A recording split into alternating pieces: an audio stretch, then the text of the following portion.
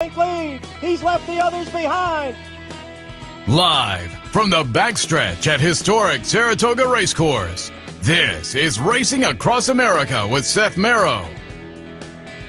Racing Across America is brought to you by Pinnell's Restaurant, a Saratoga tradition since 1922. 284 Jefferson Street, Saratoga, just minutes from the track. The Leah Auto Group, Leah Cars for life. Find them on the web at leahcars.com. The new Capital OTB wagering platform. Bet any place, anytime with the new Capital OTB wagering platform. CapitalOTBBet.com, the premier wagering site in New York State. And the Clubhouse Racebook. Can't make it to the track? Make it to the Clubhouse Racebook, 711 Central Avenue, Albany.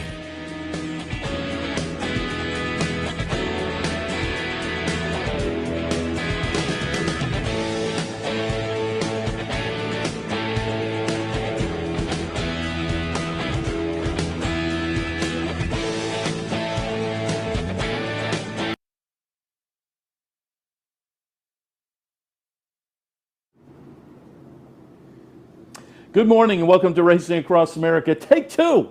It's day one. We're still shaking it out a little bit. I guess there were some technical difficulties at the beginning, so we're, as I say, take two now, but that's fine. We are happy to be here live from Clare Court on a gorgeous morning. A little humid, but temperature's not bad. Just is a little humid, but that's okay. Nice sunny weather. It's a great day to be in Saratoga. It's supposed to be more of the same tomorrow for opening day. Really looking forward to it. A little bit later on the show, Dan Collins from Bona Venture Stables, locally based, some local owners involved in their partnership. They have a runner coming up tomorrow, opening day, also potentially one on Saturday, so hopefully we get some locals in the winner's circle over the first few days of the meet. Before that, Mike MacAdam from the Daily Gazette will get some of his thoughts on Racing 2021 at Saratoga and expectations for this upcoming meet, which has high expectations from everybody, I think, and a lot of excitement. And part of that is tied into today, T-1, the day before, but already events happening in and around the racetrack, and part of that will be through the TRF, the Thoroughbred Retirement Foundation. And joining us now, my friend Kim Weir of the TRF. And Kim, good morning. Good morning, Seth. I am so glad to be here on this day before the big day, and we're all coming back, and you can feel it in the air. Yeah. It is a great day to be in Saratoga. Really looking forward to tomorrow. But again, there's a great celebration today as well of an old warhorse quick call, a Saratoga favorite. Certainly we'll talk about that in a moment. But again, we hit on some of this before, but we did have those technical difficulties. So just in case the sound wasn't what it should have been, I'll let you once again just hit us with TRF, Thoroughbred Racing Foundation. What's the mission?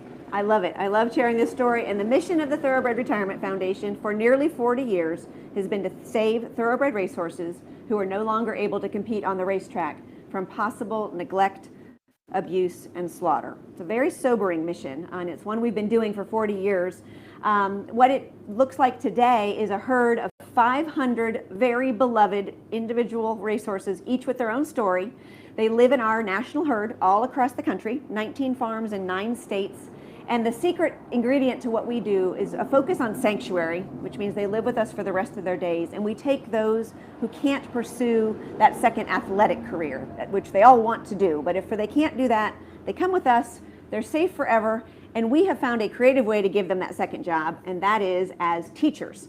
And that's what they do in our TRF Second Chances program, started 40 years ago at the Wallkill Correctional Facility here in Wallkill, New York.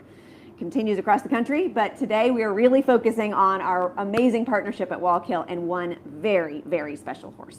And I think we have a little footage of Wallkill, and that's just one of the facilities, the correctional facilities where horses are taken care of via the TRF. And as you say, it's one of those partnerships beneficial to the horse, beneficial to the human. It's quite amazing to be a part of it, and so many countless individuals for so many years have made this possible.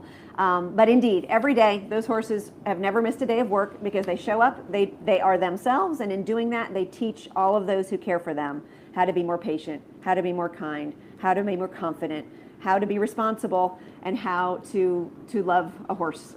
It's a wonderful thing. Yeah, absolutely. And as I mentioned, Quick Call, there's a little bit of a celebration today. Quick Call was a resident down at Wallkill.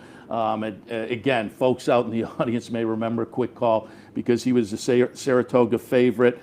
Won the Forego a couple of times up here, and we may have some video of the 88 Forego, or I know we have the winner's circle photo from the 88 Forego, so maybe we can take a look at that as we talk a little bit as well. But today is Quick Call Day. Right behind us at Clare Court, there will be a ceremony at the gravesite of Quick Call, but give us the quick story. Yes, we're calling today a special day for a special horse. Because he really was very special. Everyone in racing here in New York loved him. He had an extraordinary career, 86 starts, won a lot of races, made a lot of friends. But when he retired, he had a couple years as a riding horse. So he actually went on to the traditional second career. But soon enough, in 2001, he found his way to our herd at Wallkill. And he lived there until he was 35 years old. Testament to the care of the inmates and our farm managers and all of the supporters who gave us the ability to care for him. So over the course of 35 years, we would argue, us horse crazy people would argue, his second career was even more successful than his first career because he impacted hundreds of individuals at Wallkill. And if you think about the pebbles in a pond, each of those men that graduated from the program, he impacted their families, their friends, their coworkers, their neighbors. And so this horse is an extraordinary horse. And today we are indeed unveiling the marker that has been placed with great love right here in beautiful Clare Court, where he will remain for the remainder of his days on the course he loved best. The horse for the course will live forever here at Saratoga. And today we celebrate him, and we're bringing the band back together. Everyone who really ever loved him is welcome to join us today, and I'll be happy to share those details. You just saw Kelsey from Wallkill in the video, and she is off the set as well. She'll be participating this afternoon, so it's going to be a lot of fun, certainly, because it's not just the ceremony right behind us to commemorate the site, but there'll be a little celebration afterwards right across the street at the Horseshoe. We are really grateful to the Horseshoe because they're also getting ready for a big opening day. And so what we'll do is we'll take our photos, we'll say a few remarks from Naira, from the Secretary of New York, Acting Commissioner of New York Corrections will be with us. Commissioner Annucci will be here, and our TRF Executive Director will say a few words, but then we're going over to the Horseshoe, and we all know that's where the fun really happens. So everyone who loved Quick Call is welcome to join us, to stop by. We actually have a selfie station. We're gonna start a social media campaign where you can get your photo with our beloved boy and put it out there. And then, of course, tomorrow, everyone who comes to opening day will get to celebrate him again when his stakes race runs. We plan to go back for the ceremony, and so we'll drop a little of that in tomorrow's show, so people will be able to see that. But if folks, fans of racing, fans of Quick Call, want to take advantage of the public part of this, what time does the Horseshoe event happen? 12 to 2. 12 o'clock to 2 o'clock. We'll be right in the backyard. We have the whole backyard to ourselves, and it's really just going to be people sharing their stories. We have one of his former exercise riders, one of his former assistant trainers. We actually have a graduate from the Wallkill program who took care of him, plus Kelsey, our rock star, off camera. And for those who may remember, Jim Tremper was the amazing farm manager at Wallkill who took care of him for decades. So everybody's coming together, and we really do welcome folks to just stop by from 12 to 2, snap a photo, and tell us how much you loved him. Chance to remember Quick Call and a fitting honor for a horse who was so popular up here at Saratoga over the years, being placed in Clare Court, which is kind of honored ground with a few other gravestones back there, special Saratoga horses as well. So as I say, we'll drop a little of the ceremony in tomorrow's show. Why don't we talk a little bit just in general, though, for people who may be listening and thinking, hey, this sounds like a good cause. And it is, if you like the racehorses, to give them that retirement that they deserve. Check out the TRF website. I think we have the website address. We can pull that up. But there'll also be some really throughout the season that you can take advantage of up here. Why don't we hit on some of them? First, there's, of course, the event today, but one I am taking advantage of next Monday. A night with Kendrick Carmouche. Kendrick Carmouche will take off his jockey silks and put on the chef's hat. He's going to be making some gumbo that proceeds will head to the TRF. Yeah. I'm going. Oh, good. I'm so counting on you. It's going to be amazing. Kendrick is such a hero for the horses, and this is really the theme for us with so much gratitude. This summer has a very full lineup because so many wonderful folks do care, and they've said, how about if I do this? Would this be helpful? Well, Kendrick, despite all that he juggles as an active jockey, he has offered to cook his famous gumbo that I've had before, because he did this for our silent auction in 2019. Now he's cooking a big vat of gumbo, and he's hosting this for us at the Princesa Elena Club right here in Saratoga over off Beekman, which is a charming, wonderful spot. And we're so grateful to the club for welcoming this event. And it's great. It's Monday night. The event information is on our website, and I think it's $25, and you get Kendrick's gumbo. And I think if Seth's going to be there, everyone who's anywhere is going to be there. So please come, and it'll be a ton of fun to kick off the summer. The website is trfinc.org, trfinc.org. Go there. You can buy tickets in advance for Monday night, and you can learn about all the other events that are coming up. But another one I did want to mention, sounds like fun, the end of the month, Rainbow's Edge Racing Stable Brunch at the Barn. Yes, this is so much fun. This is Bob Scavetta, who I don't know if you've had chat with yet, Seth, but he is a wonderful guy, the managing partner of Rainbow's End Racing Stable. And what he is doing with us is he's hosting his partners at a farm nearby as a benefit to the TRF. So it's a private event for his racing partners, but it gives him and I a chance to really share the story of the horses after their racing career is over. We also get to have a little brunch, we get to pet some horses, and this is something I will say that if other racing partnerships are interested in doing something that's both educational and fundraising, let me know, because it's a lot of fun, and Bob is kicking it off on July 29th. And again, there's a slate of events that will go throughout the season. We'll check in as the season moves along as well. Oh, yeah, the Casa Amigos event coming up too. We should mention that. Well, I can't help mentioning it because, again, these are things that come to us with so much gratitude. On August 8th, entirely thanks to the great folks at Casa Amigos Tequila and the Adelphi Hotel, they're hosting this together as a benefit for the TRF and the PDJF. So this is it's called For Jocks and Horses. So you can't get better than that. And the proceeds will be split. You come to the Adelphi, you buy a ticket. You can either get a yummy tequila cocktail and some Bobby Flay inspired hors d'oeuvres for $25, or as a very cool thing, for $100, you can get the hors d'oeuvres, the cocktail, and a bottle of Casamigos tequila signed by the whole Saratoga Jockey Colony. Oh, no. So that's pretty cool. And we are so grateful to Casamigos and Adelphi and the magical board member of ours who made this happen, Anita Motion. And at the end of the day, the horses and the jockeys will receive 100% of those proceeds. So that's August 8th, the Sunday before sales week. It'll be a lot of fun. Nice. And as I say, we've just hit on a handful of the events. Go to the website, trfinc.org, to find out more information, or if you want to sign up for the event that's coming up Monday night, buy an advance ticket, certainly do that. It's a great organization. Don't forget this afternoon, right across the street from our set at the Horseshoe, 12 to 2, you can celebrate Quick Call, and again, the ceremony in just a little bit to unveil the marker right behind us here, and we'll drop a little video of that in. But Kim, I really appreciate the visit. I appreciate the work that you and everybody at the TRF does, because again, the horses give us so much pleasure out here on the racing days. It's nice to know that there are organizations like yours out there that make sure they're taken care of afterwards as well. Well, you care about them very much, and we appreciate you, Seth, and it takes a village, and we're all doing our part. Thank you for letting me tell the story today. Appreciate it. Kim Weir from the Thoroughbred Retirement Foundation. We'll take a break. When we come back, Mike MacAdam from the Daily Gazette. A little bit after that, Dan Collins from Bona Venture Stables. All of that when Racing Across America continues.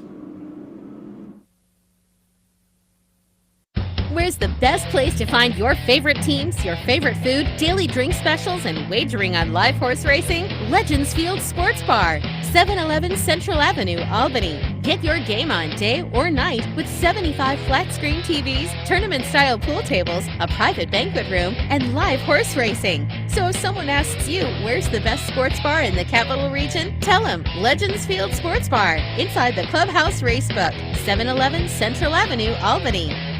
The Capital Region has some of the most sophisticated horse racing fans in the country. That's why Capital OTB built the Clubhouse Racebook. Here you can wager year-round on the best horse racing from around the world. The Clubhouse also has monthly promotions including live bankrolls, handicapping contests, and so much more. Like sports? Watch your favorite teams on more than 30 screens in Legends Field Sports Grill. Food, sports, and the excitement of championship horse racing. Only at the Clubhouse Racebook, 711 Central Avenue, Albany.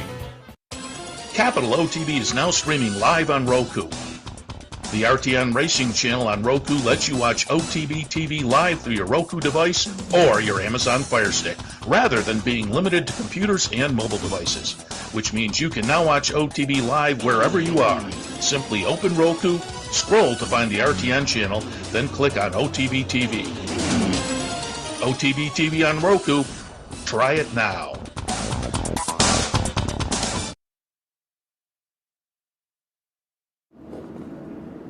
Welcome back to Racing Across America. It is day one. It's actually T-1, as I said earlier, opening day tomorrow, but we're up here kind of kicking off the season on this Wednesday morning live from our Clare Court set. Happy to be here and happy to talk a little Saratoga 2021 with Mike MacAdam from the Daily Gazette, the sports writer there, but during the racing season, the racing writer as well, all year long, but certainly plugged in up here during the racing season. Mike's been here over the past few weeks or so, getting a little inside lowdown as well, and thought we'd have him in and get some pre-meet conversation. Mike, good morning.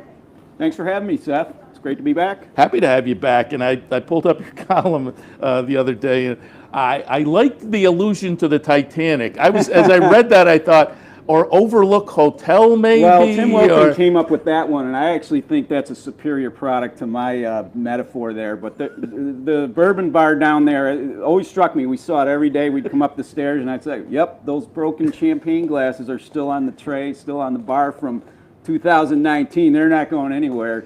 And overall, I mean, you could see as the meet went along that this layer of filth and film was just all over the whole place. I was like, I don't know how they're going to get this place cleaned up for 2021, but I know they'll figure it out. So yeah, everything just kind of froze in time after 2019 last year because there was limited people on the track, owners.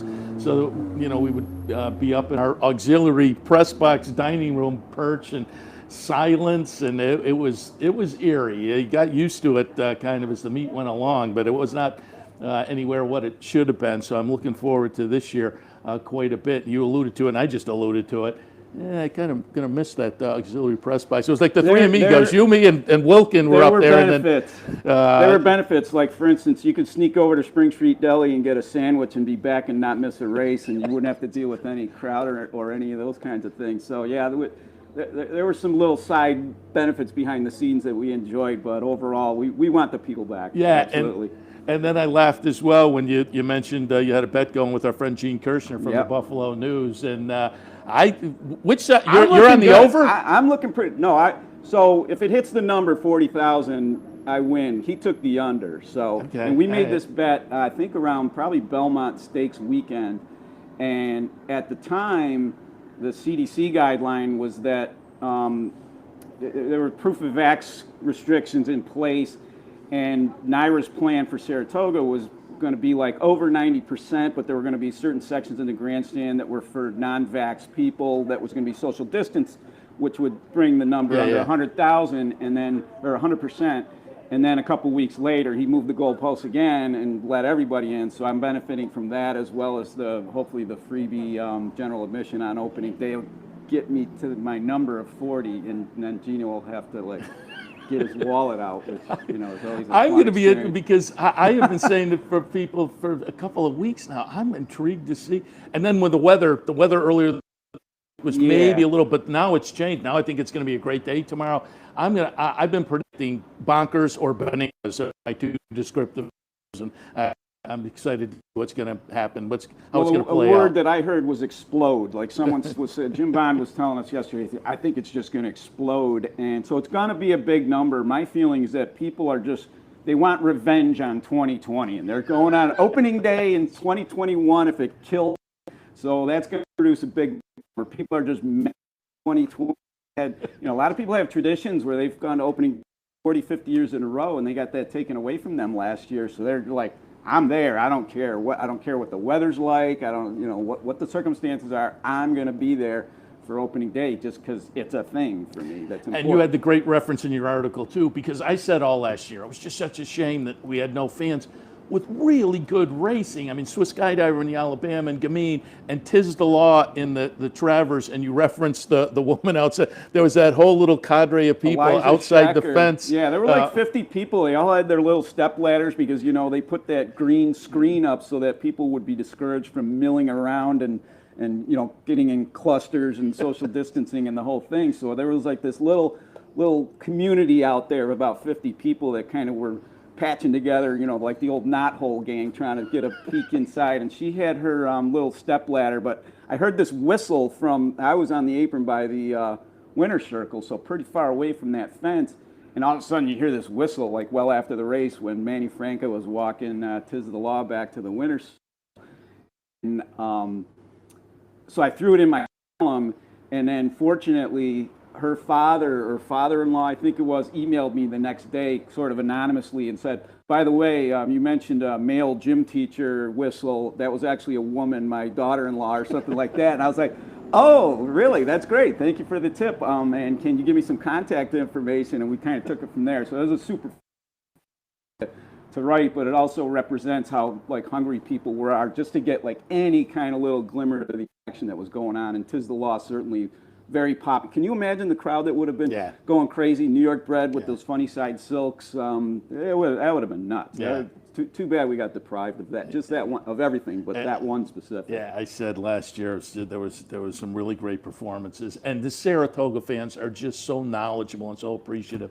It was a shame they couldn't be here, but things are shaping up, and I think in a lot of the divisions to play out very nicely again this year. Keeping our fingers crossed on Latruska and some other really good horses that we've seen already this year that I think could make 2021 as potent as 2020. One of the horses, and I saw you tweeted out, you were here for the work the other morning, I think Essential Quality. I think we have some video of the stretch run of the Belmont Stakes, aiming for the Jim Dandy, that you would assume then onto the Travers, but leader in the clubhouse at this point, certainly in the 3-year-old division, so he's something to look forward to this season. Yeah, certainly. Deservedly so.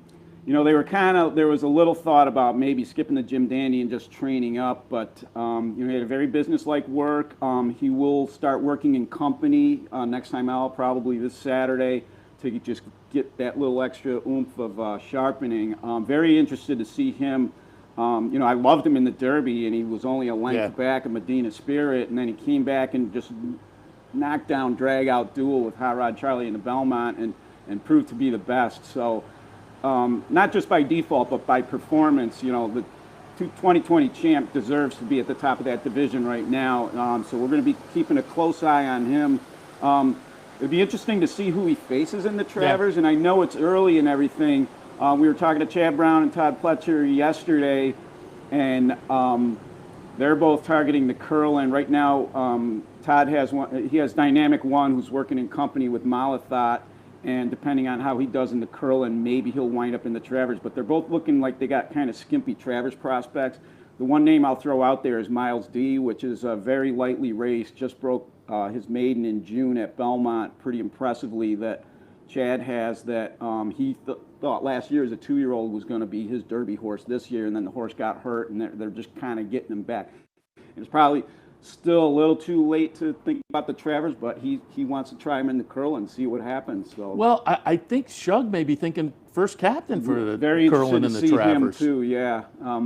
Off that performance last time, and he's kind of a little late to the scene too. I mean, he did Dwyer Travers with Code of Honor, but he thing. had more of a resume than first captain. Exactly. Did. That's why it's kind of tough to make too much of a comparison. I mean, off of that one race, the Dwyer, but I mean, at least there is a little bit of parallel, I guess, especially from the timing between the Dwyer and. You mentioned Malathot. Did Todd say that the coaching club in the Alabama? Yeah, are still, I mean they're hitting everything.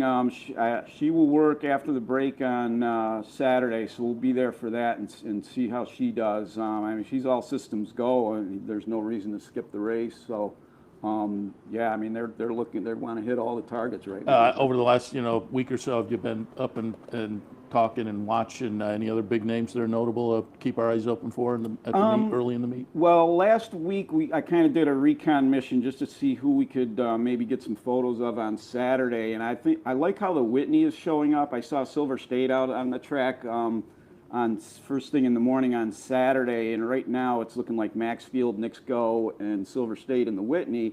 And if you get those three, they could load 5 giraffes in the other stalls, and I'm still going to be interested in that. Well, I said Knicks Go before that race out in Iowa. I said, I think it looks like they're trying to get a confidence builder. And then after the race, I said, mission accomplished. They got that. Yeah. No, if that's what they were looking for, they got it. So as far as I know, he's targeting the Whitney, and if you get those 3 banging heads against each other, that could be a real interesting addition. Yeah, no question about it.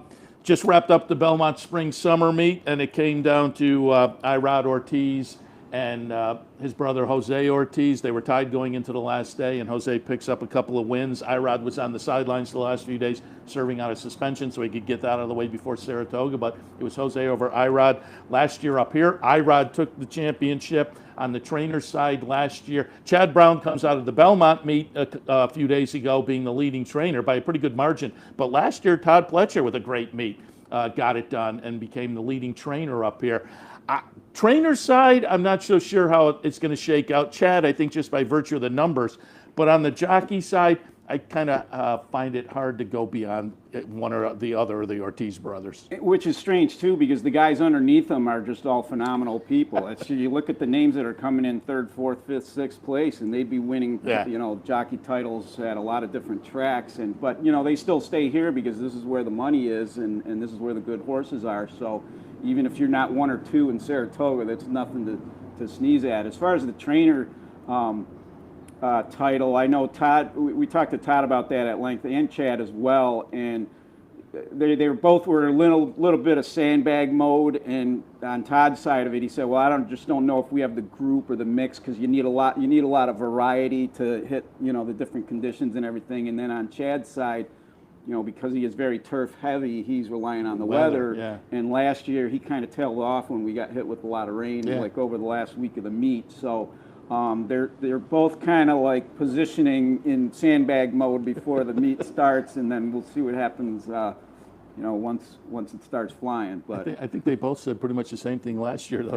I think it's a broken record, and I don't blame them, because you don't want to say something stupid at the beginning, and they do give honest assessments of their stock and everything. And like I said to Chad, I was like, if you're like a couple wins away going into the last week, it's not like you're suddenly going to drop good horses into claiming races just to get a number, because they have to maintain a program over the course of the year. This isn't the be all and end all as prestigious as it is.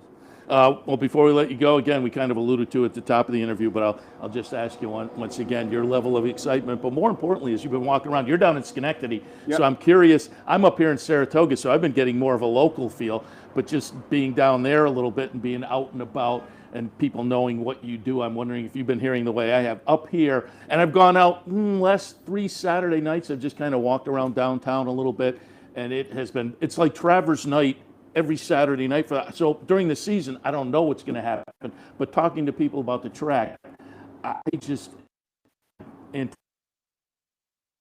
phenomenal summer. But what's the feeling you're getting? I think they're going to get big numbers on even the weekdays, just because people are, the weekends are going to be so ridiculous that if people have the flexibility in their schedule, they're going to say, well, let's go on Wednesday instead of Saturday. I think there might be a little bit of that. But I go back again to the whole, people are mad. They're mad at 2020, and they want revenge, and they're going to get it. So there's going to be big numbers, and we'll kind of keep track of that as things go on. As long as we get the 40 on opening day, so I can get my $5 from Gino, I'll be happy. But other than that, everything else will be frosting. I wonder if there's leftover, because Naira has a calendar promotion every year. So I wonder if there are leftover 2020 calendars, and they shouldn't have planned on opening day to have a big empty garbage pail that they would light on fire and hand everybody one of the extra calendars. And then they could have like that Disco Death Day at Comiskey Park, where they were flinging the record album. Yeah. Exactly. That it would be 2020 that would be getting whatever. Disco Death Day or whatever they call it. They could have that with. And it would be on the news for decades to come, like this.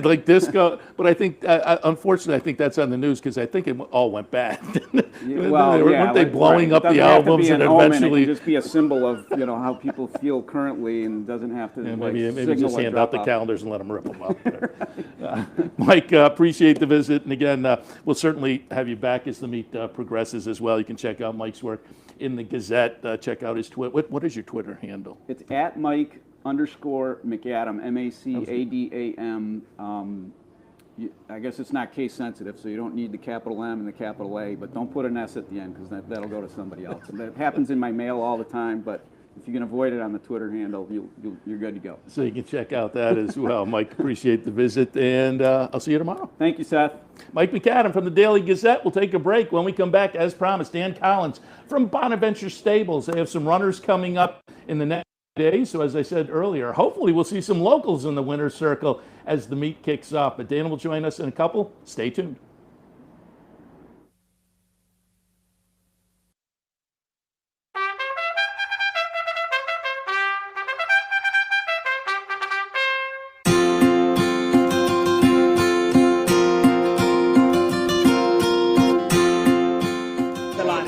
Set now for the juvenile fillies to 14 of them across the track. Weir sent on their way.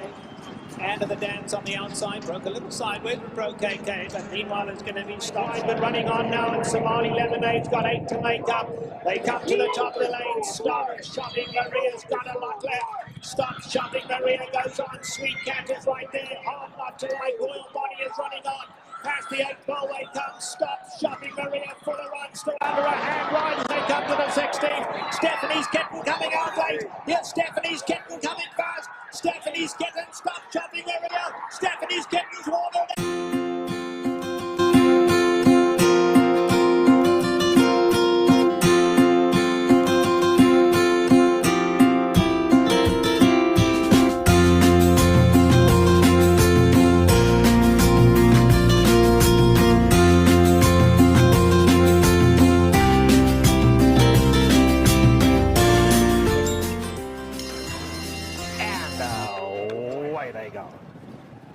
Watched her chances, broke smartly, but so did Terra from the Cape. On the inside, Sky Lantern, the grey going well. If he can get through. Sky Lantern, the grey, looking for somewhere to run. Wide open. It's Terra from the Cape hanging on. Terra from the Cape tries to go all the way. On the outside now, here comes Flotilla in the light blue. Flotilla is absolutely flying. Watch the chances in there too. But Flotilla has gone right on by. And Flotilla is coming home to score. Flotilla has won it just about 2 in the end. It'll be Watch the Chances, Summer of Fun coming on to finish third.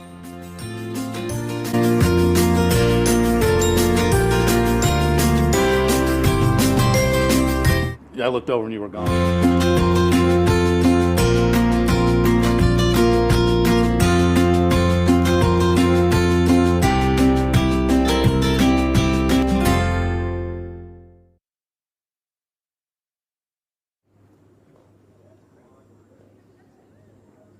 Welcome back to Racing Across America. We are kicking things the day before, but it's day 1 for us, live from our Clare Court set on a really gorgeous Wednesday morning.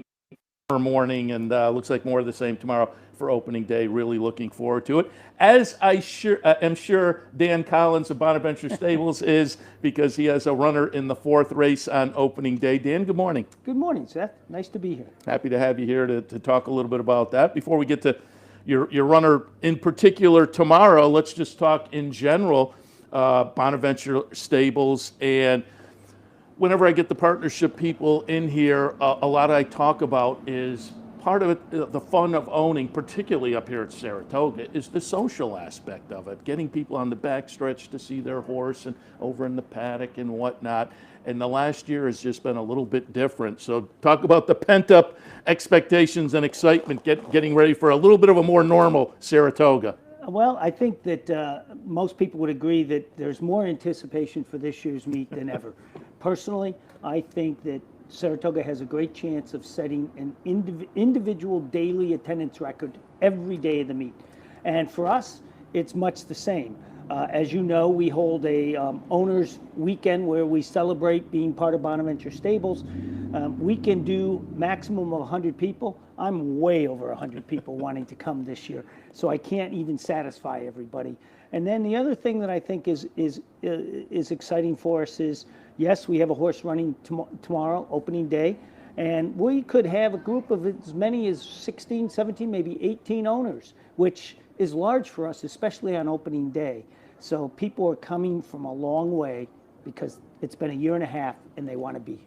And I always, when I'm doing the afternoon handicapping show, I always tout local owners and partnerships that have local owners. And so people, even if you're not betting, you can root for the locals in the races. I like to point them out. And so when I see the Bona Venture horses entered, I certainly like to point those out. I will say your stable, BonaVentureStables.com. There's the website. If people want more information, there's a Facebook page as well. And for folks who don't know, you've told the story before. My brother passed away a couple of years ago, but he was an alumnus. Talk a little bit about the name of the stable. So the name of the stable came about 15, 16 years ago when a group of 4 or 5 of us, St. Bonaventure University alumni, got together, and we probably had one too many beers, and we said, why don't we buy a horse? We tried to buy a horse. We didn't know how to buy a horse, and we didn't realize we couldn't just go up and say, I claim that horse. So long story short, that got us involved. We ended up actually purchasing a horse the right way, and then it evolved and we named it Bona Venture Stables. And now we have not just one, but we have, close to 10 horses. So we're a small stable, but, we're pretty effective. And from the effective, and I'll go down and I'll pull up, and I should alert you, our TV monitor here, it's a little bit of a delay, so you and I won't see it immediately, but I'll ask the guys to go down the replay list, because I think this now nicely what you said.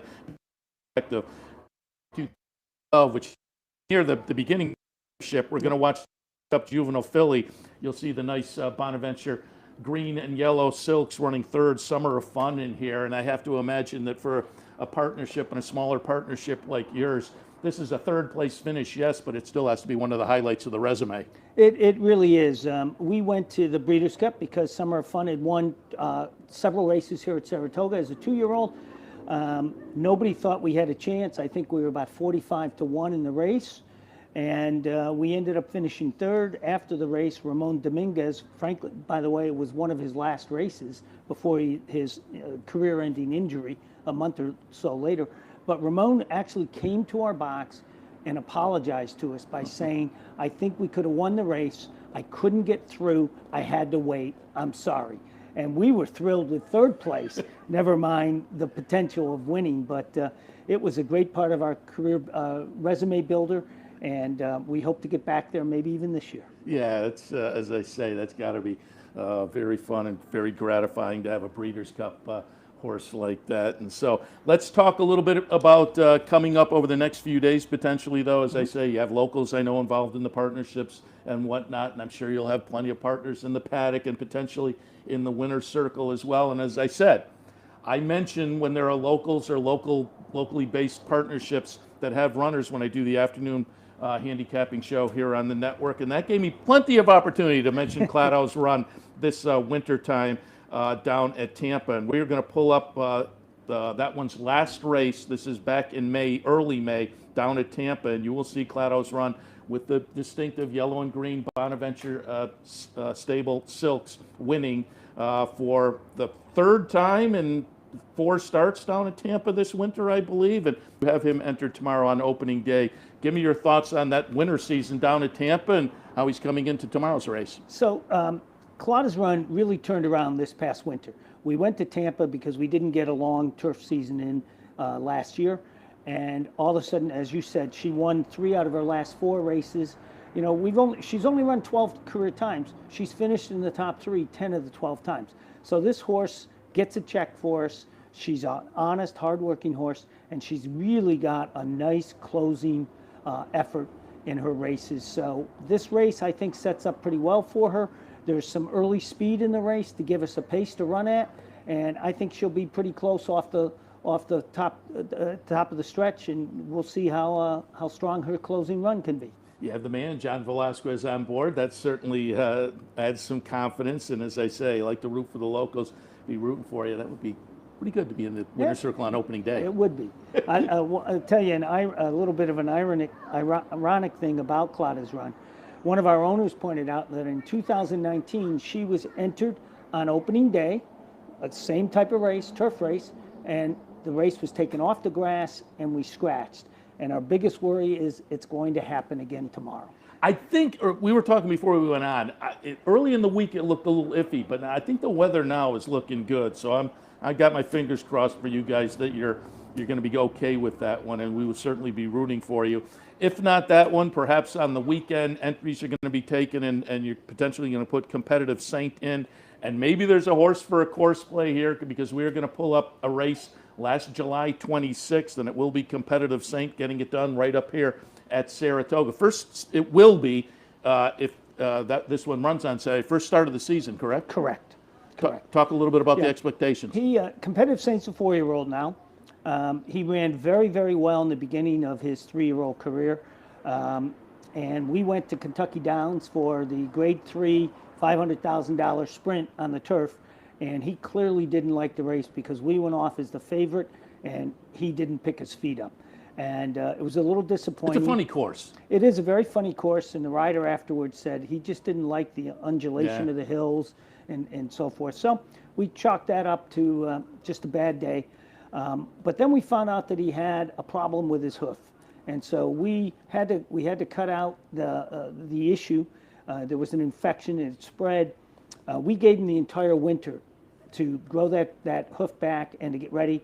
He's put in several snappy workouts up here on the dirt, so we're looking for big things from him this year. Nice. So potentially 2 in the first 3 days of the meet. We'll be rooting for you, and I expect with the numbers and with these 2 potentially running more starts for them, you'll be taking a number of shots up here this season. We hope so. That's and as I say, we will be rooting for you because we do root for the locals, and we also, I can attest, you mentioned before your Owner's Day, and I have been at the various events, and I can attest that it's always a lot of fun when the Bona Venture group gets together. And I said before, a lot of ownership is the fun of rooting for your horse in the paddock in the winner's circle, and just the social aspect of being with like-minded people and whatnot. So talk a little bit about how folks who may be watching this and think, you know what, maybe I want to, maybe somebody who had one beer too many and is now thinking, hey, how do they do it the right way? How do they get involved without going through what you went through at the beginning, the learning process? Partnerships are the way to go.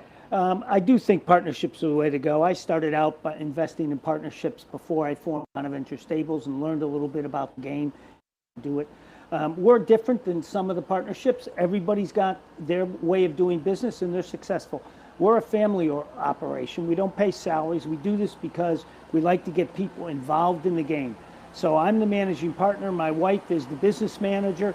My daughters and their husbands, they all come up here in the summer and we do tours and help people get to understand the game. We hold an annual party. It is it's in 2 weeks, July 31st, that weekend. And we entertain up to 100 people, as I said before, owners, their family, and their guests. And we have a great social event on Friday evening.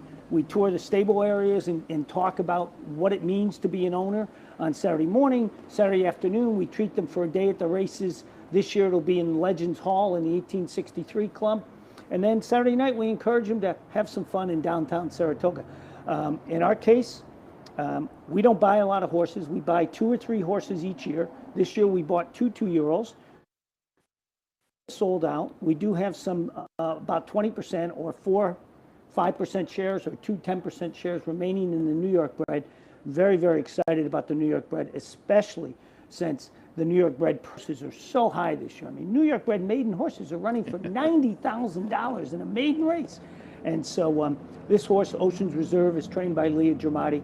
He's got some, he has some real talent on the New York bred circuit, and we think you'll get to see some very exciting New York bred racing this year. And again, BonaVentureStables.com, the website. There's a Facebook page as well, and I'm sure if somebody sees you around the track, they can inquire. I'm usually got a Bonaventure Stables shirt on.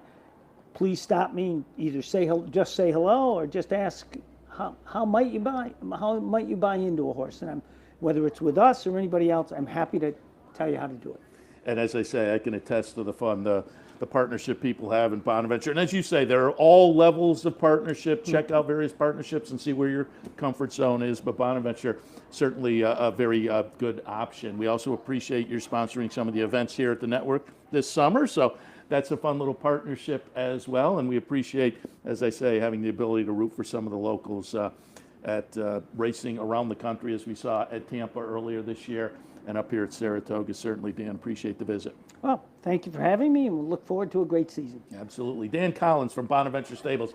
You saw there on the screen the website, and again, it's BonaventureStables.com for more information. All right, I'm going to wrap it up. We ran a little long today, but again, we had a little technical difficulty at the beginning. Hey, it's day one, but we eventually got everything up and running, and hopefully provided you with a little entertainment, a little information, and a good way to kick off the season. Tomorrow morning, things kick off for real. It's going to be Brian Nadeau and Anthony Mormino, handicapper support at 9, racing across America at 10. So opening day tomorrow. We're all looking forward to it. We'll see you then. Good luck.